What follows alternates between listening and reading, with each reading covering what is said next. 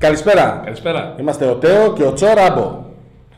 Λοιπόν, είμαστε εδώ πέρα για να αναφερθούμε στην Τρίτη, 1η Εβδόμου. Είμαστε μέσω Μουντιάλ και την 1η Εβδόμου, εκτός από είναι το 4ο γκρουπ των προημιτελικών, είναι και μια μεγάλη μέρα για την ανθρωπότητα. Τεράστια. Γιατί πριν πάρα πολύ λίγα εκατομμύρια χρόνια γεννήθηκε ο Άρτσι Βρέτας, ο υπεύθυνος παραγωγής.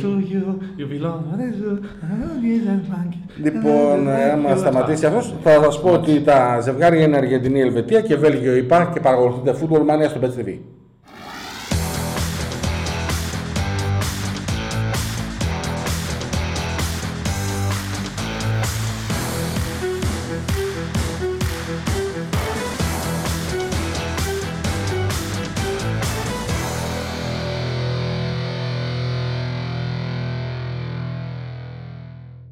Λοιπόν, σε μια μεγάλη μέρα σαν και αυτή για την ανθρωπότητα, θα ασχοληθούμε με τα πενιχρά μάτς που μείνανε. Είναι δύο ζευγάρια. Το πρώτο είναι Αργεντινή Ελβετία. Η Ελβετία δεν περίμενε να έρθει αυτό το μοσαϊκό εθνικό. Πολλοπλακίες λέω. Όχι καθόλου δεν λες. Ναι, όχι, εννοώ ασχολούμαι με πλακίες. Δεν περίμενε να φτάσει μέχρι τους 16. Θα μου πεις τώρα, περίμενες η Ελλάδα. Με τους ελβετοποιημένους. Ναι. Έχουμε την Αργεντινή, η οποία θα στερηθεί τον Αγκουέρο, έχει χαλάσει πρώτου βαθμού. Ναι.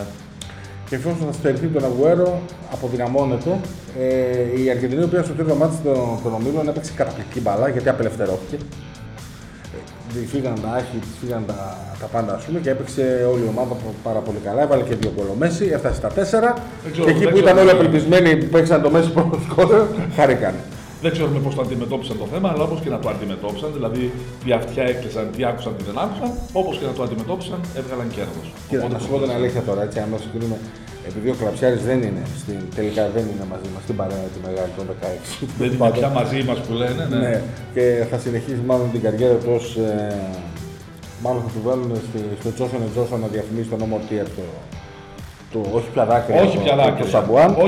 Αυτός εδώ πέρα ο συγκεκριμένος ο Κοντούλης δεν κάνει τώρα για διαφημίσεις. Δεν είσαι, αφού είσαι σαν πιτηρίδα. Είναι δυνατόν να διαφημίσεις. Έκανε μια διαφήμιση έκανε και του φάγανε όλα τα πατατάκια. Του τρώνε τα πατατάκια. Δεν το βρίσκουν μικρό και τέλος πάντων. Και μετά πήγε να το πάρει από τον παρουτοκαπνισμένο το Σαμαρά να κλέψει πατατάκι.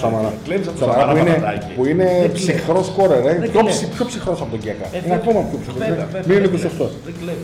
Λοιπόν, Αργεντινή Ελβετία νομίζω το ξέρουμε το αποτέλεσμα. Φάνη τα χαιρετίσματά μας παρεμπιπτόντως, ποτέ δεν σε ξεχνάμε. Γεια σου Φάνη. Λοιπόν, νομίζω ότι το ψιλοξέρουμε το αποτέλεσμα και νομίζω ότι διασταυρωνόμαστε, εφόσον περάσουμε την Κωνσταντίνα γιατί την περάσουμε. Διασταυρωνόμαστε με την Αργεντινή. Ναι. Τι με την Ολλανδία. Μία από τις δύο τώρα θα με συγχωρέσετε που δεν έχω ιδέα. Η Ελβετία ακόμα και όταν μας απέκλεισε εμάς στα μπαράζ που χάσαμε και στην Ελβετία και εδώ, μονίμως και πάντοτε βγάζει έναν δυναμισμό. Εντάξει, καλώς. Δεν μας αρέσει. Εντάξει, παίζουν για την ομάδα, παίζουν ωραία. Εντάξει, και καλά κάνουμε. Η ελβετοποίηση της ομάδας μας βρίσκει έτσι κι αλλιώς αντίθετους. Το λέμε γιατί μας βρίσκει αντίθετους. Τι να κάνουμε, να το πνίξουμε. Ναι, αλλά προηγουμένως έλεγες για την ελληνοποίηση του χώρου.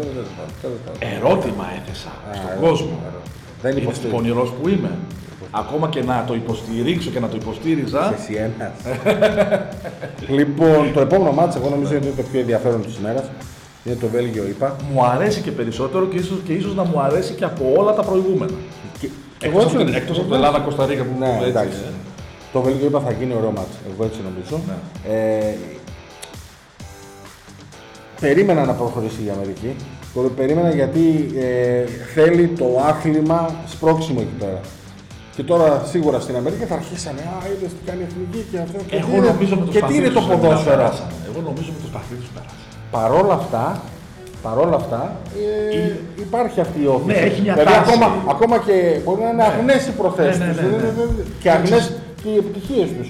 Η παρουσία του Κλίσμαν, ας πούμε, εκεί, όσο και μου φαίνεται χαζοχαρούμενος, δεν είναι τυχαία. Δηλαδή οι άνθρωποι πήραν ένα σοβαρό προπονητή. Ένα αναγνωρισμένο. Και όταν οι Αμερικάνοι πήραν τον συγχωρεμένο τον Παναγούλια από επιαρχαιοτά των χρόνων να τους μάθει το ποδόσφαιρο, δηλαδή ήταν κάτι σημαντικό για αυτούς. Σαφώς. Και είδαν ότι δεν μαθαίνουν τίποτα με τον Παναγούλια και το στείλανε το τίποτα. Λοιπόν, εγώ πιστεύω ότι θα ασχοληθώ με το Βέλγιο ΙΠΑ και θα υποστηρίξω την Αμερική στοιχηματικά για να κάτσω να το δω με Αν υπήρχε στοίχημα ποιος θα κόψει τα περισσότερα χιλιόμετρα από το Βέλγιο, αυτός θα ήταν ο Ιντε Ναζάρ έτσι κι αλλιώς. Αλλά δεν υπάρχουν τέτοια στοιχήματα, δεν υπάρχει έτσι.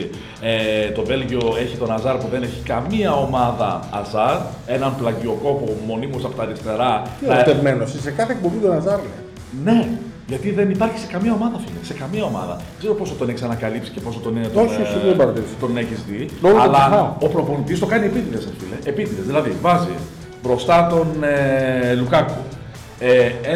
Μια καινούργια φατσούλα που σκοράρισε, ήταν αλλαγή και σκοράρισε ο Ούγκου Μούγκου, δεν θυμάμαι πώς το λένε, μαύρο είναι έτσι και αλλιώς. Βάζει επίτηδες στα μεγάλα ζόρια του Βελγίου 3 επιθετικούς μπροστά, γιατί ξέρει ότι ο Αζάρ θα έρθει από το Βέλγιο και όταν θα κόψει πάσα προς το πέναλτι, θα πάει σε ένα από τους τρεις. Και την κάνει τόσο κοντά που αποκλείεται ο άλλος να αστοχίσει. Και αυτό είναι το μικρόφωνο στο κεφάλι του Ζωνίνα. Πώς το λένε, ναι. Κατάλαβα ποιον λες. Αλλά αυτός είναι που έχει το μικρόφωνο στο κεφάλι. Ο Φελαϊνί. Ο Φελαϊνί, ναι, ο Αφάνας. Είναι στάνταρ δηλαδή το κόλπο του Βελγίου. Μακάρι κάθε ομάδα όταν κολούσε να είχε. Εγώ είμαι με τους Αμερικάνους. Εγώ είμαι